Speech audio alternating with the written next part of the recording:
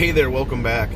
I want to talk to you about something for a little bit. This is really bugging me. You may or may not know, if you live in the state of Nebraska, that the city of Lincoln has just passed a new ordinance. They had a vote yesterday, which was Monday, October 28th, and I believe it was 6-0. This new measure passed regarding storing firearms in vehicles.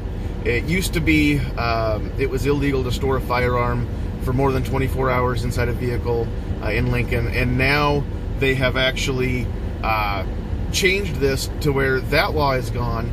But if you store a firearm in a vehicle, then it has to be out of sight, and the vehicle has to be locked up, secured.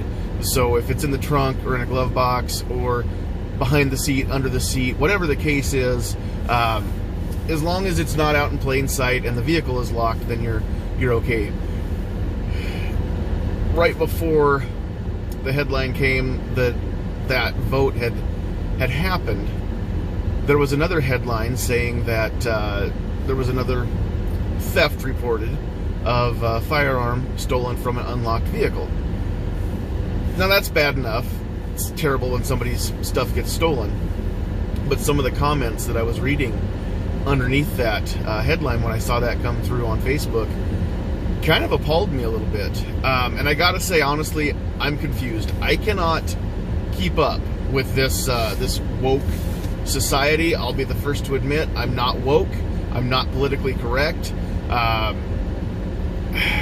don't fit in well with that type of a crowd. Chances are, if you're watching this, maybe you don't either, though. But here's the thing. A lot of people are saying that if you leave a gun in your vehicle, especially if you leave your vehicle unlocked, and somebody takes that gun and then goes on to commit a crime with that gun, that you should be held accountable for that crime, that you should be prosecuted to the fullest extent of the law for what happens with that gun that you left in your unlocked vehicle. Now, at face value, I can understand where that could be seen as negligence. At face value, I can understand where we can say, hey, if you play stupid games, you win stupid prizes. If you leave your gun in your car unlocked, you deserve to get it stolen. Whatever the case is, there are a lot of those things that can be thrown out there. But let's put the brakes on a little bit here.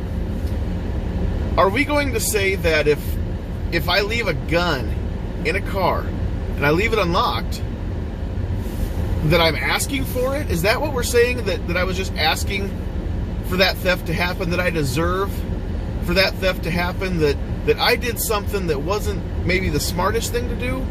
And so I deserve bad things to happen to me. In fact, I should be prosecuted for whatever happens after that. If that's what people are saying, doesn't that fly in the face of everything that we tell victims of sexual assault?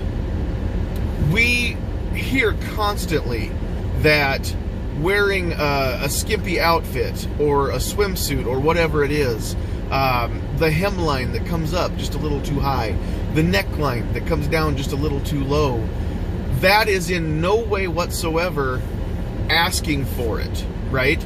That does not provoke, or it should not.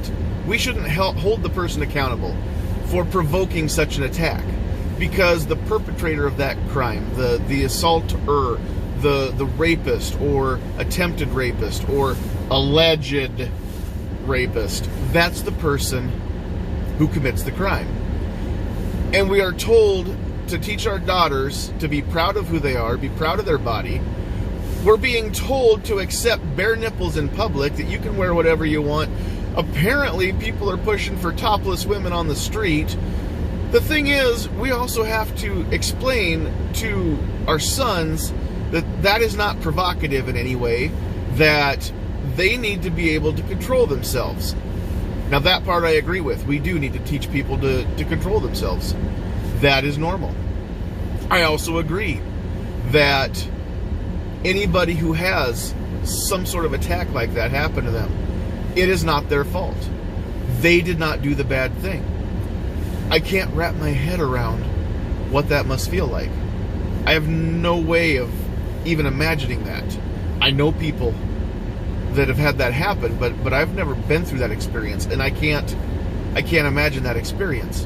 But I do know that from the bottom of my heart, I do know that the person that was the victim of that crime is not the responsible party. They were not asking for it.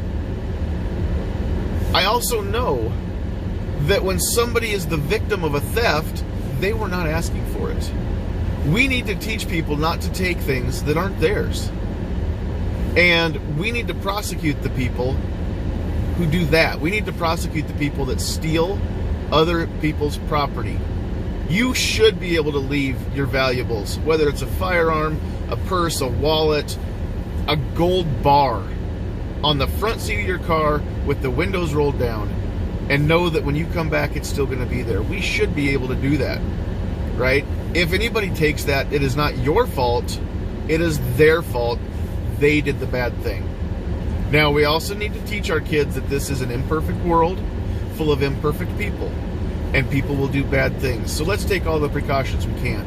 Let's not go through bad parts of town without being in a group of people. Safety in numbers, right? Let's not leave things unattended in a car just out in plain sight. Easy pickings. Let's avoid the crimes of opportunity. That will go to well over avoiding half of the potential crimes that could happen to you in your life.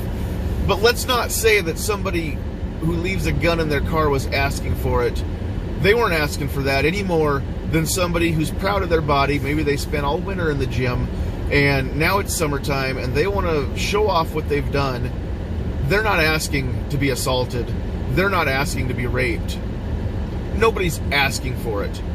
Let's stop blaming the victim and start blaming the people that actually do the bad things. All right, that's it. Thanks for watching. Let me know what you think about this. Share the heck out of it. Subscribe, like, comment down below. I want to know what you thought. Love you. God bless.